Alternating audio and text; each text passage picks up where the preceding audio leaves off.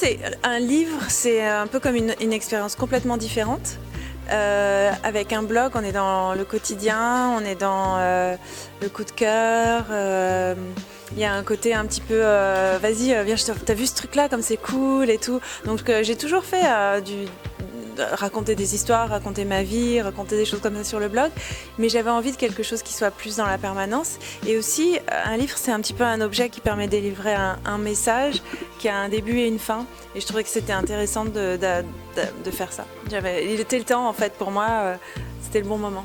Ça m'a pris beaucoup de temps, enfin ça m'a pris 2 ans. Il y avait de grands moments où je ne pouvais pas travailler sur le livre. Et puis je me suis donnée à fond aussi, donc je voulais que ce soit bien. J'ai toujours eu envie de faire plein de choses, donc le livre m'a donné envie de faire un autre livre. Ça c'est sûr, et ça il paraît que c'est la maladie du truc parce que c'est très dur de faire un livre et que du moment où tu l'as fait, tu dépenses déjà à ton prochain. Et c'est exactement ce qui m'arrive. J'ai toujours eu envie de faire quelque chose pour la télé, mais justement ce dont je parlais, plutôt Netflix, des choses comme ça qui donnent lieu à des nouveaux formats et des trucs comme ça. Donc un jour peut-être ça viendra. J'aime bien laisser les choses venir à moi, je suis un peu, tu vois, ça fait 10 ans que j'ai le blog, je fais les choses assez à mon rythme en fait. J'essaye de pas trop m'exciter, de me dire allez, next thing. Et je pense que c'est en faisant comme ça qu'on fait les choses bien, par exemple pour mon livre. Comme mon blog avait beaucoup de succès, on est venu me chercher 550 fois pour écrire un livre.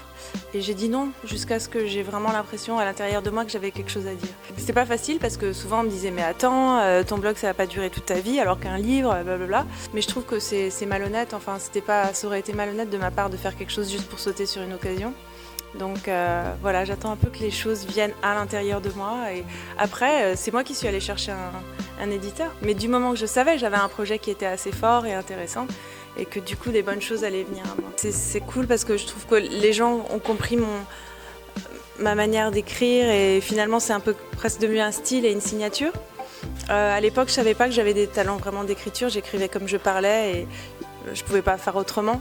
Et je trouve que c'est cool de voir avec le recul qu'il y a des papiers qui sont vraiment bien écrits, pas dans le sens où c'est littéraire, mais dans le sens où ça peut vraiment montrer et décrire une émotion et que ça touche les gens. Pour moi, c'est ça qui est important.